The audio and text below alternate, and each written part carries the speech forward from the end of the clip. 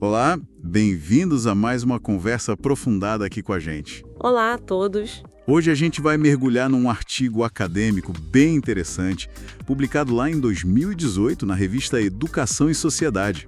É um trabalho da Kátia Alonso e do Daniel Mil. Isso, um artigo que faz um mapa, um panorama das pesquisas sobre educação à distância, a EAD, formação online, uso de tecnologias, as TICs na educação. Exato. E a nossa ideia aqui é tirar alguns pontos-chave dessa análise. Tipo, como é que eles definiram a base de estudos deles, o tal do corpus? Como eles organizaram o artigo em si? E também um achado bem específico sobre os temas que mais apareciam, que dominavam a pesquisa na área num certo momento. Bom, vamos tentar desembrulhar isso. Peso histórico nisso, publicando bastante sobre TIC e EAD no Brasil, ajuda a gente a entender o debate. Faz sentido? Então, vamos começar pelo começo. A fundação da análise deles.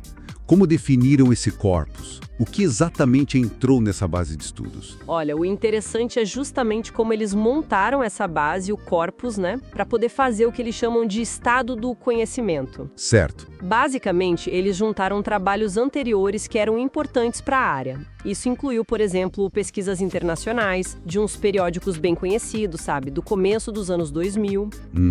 E o que essas pesquisas de fora mostravam, em geral? Um foco grande no nível micro, no dia a dia do ensino e da aprendizagem, e usavam muito estudo empírico, descritivo. Ok, olharam para fora, mas e o Brasil? A pesquisa daqui entrou nessa conta? Entrou e bastante.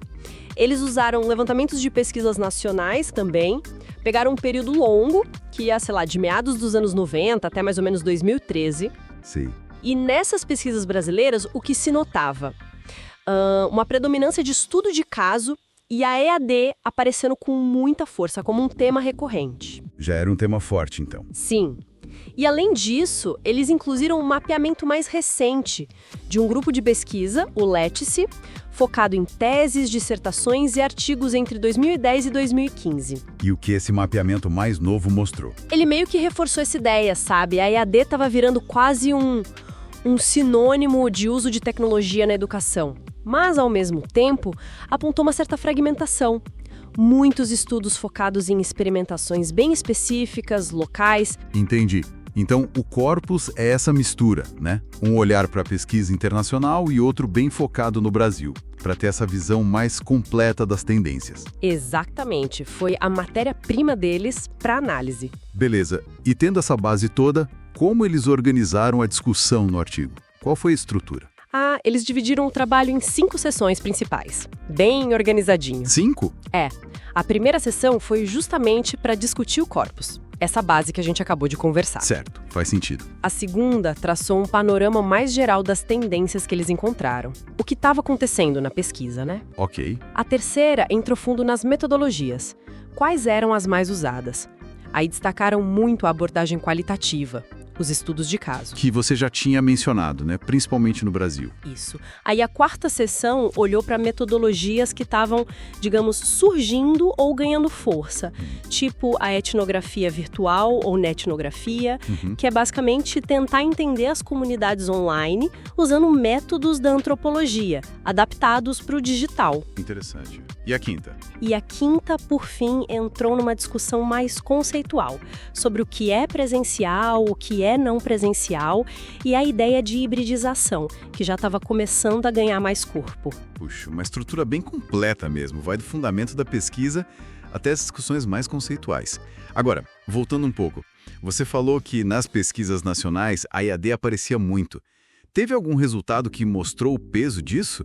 É aqui que parece que fica bem interessante, Sim, teve sim. Um dos estudos nacionais que eles analisaram, um que olhou especificamente para teses defendidas entre 2008 e 2013. Esse estudo apontou o que os autores chamaram de uma presente hegemonia. Hegemonia? Como assim hegemonia? No sentido de domínio mesmo. Naquele período específico, o tema da educação à distância era o mais expressivo, disparado. Nossa. Ele meio que puxava toda a discussão sobre o uso de computador e internet, os ambientes virtuais de aprendizagem, os AVAs, redes sociais, mídias. Tudo isso na educação passava muito pela EAD. Quer dizer que quase toda pesquisa que ia falar de tecnologia na educação, naquele período, acabava focando ou mencionando fortemente a EAD. Era isso? Exatamente. O termo educação à distância, segundo esse estudo, foi o mais usado para falar de tecnologia naquelas teses. Foi a palavra-chave número 1. Caramba! Depois vinha formação de professores e AVA.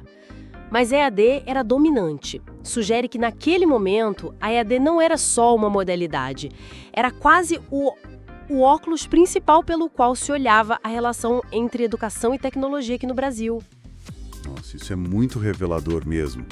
Bom, então resumindo um pouco a nossa conversa aqui, a gente viu como os pesquisadores definiram o corpus, né? Combinando fontes de fora e daqui. Isso. Entendemos a estrutura do artigo deles, dividida naquelas 5 partes lógicas, e destacamos essa descoberta aí da hegemonia da EAD nas pesquisas brasileiras por um tempo.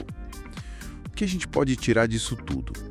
Parece que a pesquisa em EAD tem, assim, seus próprios ciclos, né? Focos que vêm e vão, métodos preferidos, e tudo isso vai moldando como a gente pensa a área. Exatamente. E conhecer essas tendências, esses movimentos, ajuda a gente a situar o debate de hoje, né? Onde estamos agora em relação a isso? Pois é. E isso levanta uma questão também, né? Se a EAD se tornou esse tema tão central, tão hegemônico naquele período, será que isso talvez não acabou ofuscando um pouco outras discussões? Que tipo de discussões?